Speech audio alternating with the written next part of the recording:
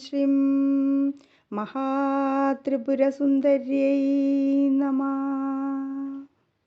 എല്ലാവർക്കും ഭക്തി സാന്ദ്രത്തിലേക്ക് സ്വാഗതം. ഇന്നു ഞാൻ ലളിതാ സഹസ്രനാമത്തിലെ 31 മുതൽ 34 വരെയുള്ള നാമങ്ങളുടെ അർത്ഥമാണ് പറയാൻ പോകുന്നത്. കനകാംഗദ കേയൂര കമനീയ ഭുജാൻവിതാ രത്നഗ്രൈവേയ ചിന്താകലോല മുക്ത ഫലാൻവിതാ കാമേശ്വര പ്രേമരത്ന മണി പ്രദീപണസ്തനീ നാഭ്യാലവാല രോമാലി ലതാ ഫലക്കുചദ്വയീ. 31ാമത്തെ നാമം. കനകാംഗദ കേയൂര കമനീയ ഭുജാന്യുത. കനകം, സ്വർണം കൊണ്ട് നിർമ്മിച്ച എന്ത്?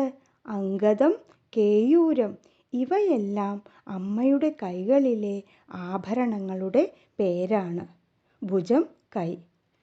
ഇങ്ങനെയുള്ള ആഭരണങ്ങളൊക്കെ അണിഞ്ഞ കൈകളോട് കൂടിയവൾ എന്നർത്ഥം. ഇനി 32ാമത്തെ നാമം.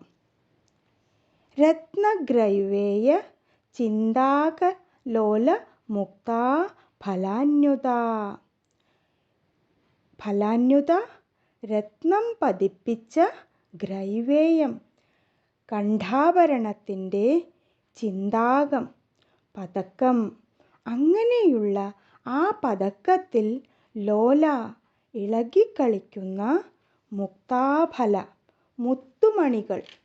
അപ്പോൾ രത്നങ്ങൾ പതിപ്പിച്ച കണ്ഠാഭരണത്തിൻ്റെ പതക്കത്തിൽ ഇളകിക്കളിക്കുന്ന മുത്തുമണികളുള്ള കഴുത്തോടു കൂടിയവൾ എന്നർത്ഥം. ഇനി 33ാമത്തെ നാമം. കാമേശ്വര പ്രേമരത്നമണി പ്രതിപണസ്തനീ. അമ്മ ആരാണ്? കാമേശ്വരൻ്റെ പത്നി. പരമേശ്വരൻ തൻ്റെ രത്നമണി തുല്യമായ പ്രേമം മുഴുവനും ദേവിക്ക് കൊടുത്തപ്പോൾ പ്രതിപണസ്തനീ. ഒരാൾ എന്തെങ്കിലും നമുക്ക് തരുമ്പോൾ അതിന് പ്രതിഫലമായിട്ട് എന്തെങ്കിലും കൊടുക്കണം, അല്ലേ? അങ്ങനെ പ്രതിഫലമായിട്ട് അമ്മ തൻ്റെ സ്തനരൂപമായ രത്നങ്ങളെയാണ് നൽകിയത് എന്നർത്ഥം. ഇനി 34ാമത്തെ നാമം. നാഭ്യാലവാല രോമാളി ലതാ ഫലകുചദ്വയീ. നാഭ്യാലവാലം എന്താണ്? നാഭിച്ചുഴി. അതിൽ നിന്ന് മുകളിലേക്ക് പോകുന്ന രോമാളി, രോമനിര. അതിനെ ലതാ എന്നാണ് പറഞ്ഞിരിക്കുന്നത്.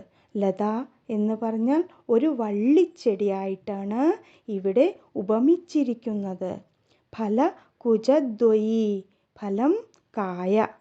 അപ്പോൾ നാഭിച്ചുഴിയിൽ നിന്ന് മുകളിലേക്ക് പോകുന്ന രോമനിര ഒരു വള്ളിച്ചെടിയായി അത് പൂത്ത് 2 കായ്കളായതാണ് അമ്മയുടെ സ്തനങ്ങൾ എന്നാണ് ഇവിടെ പറയുന്നത്.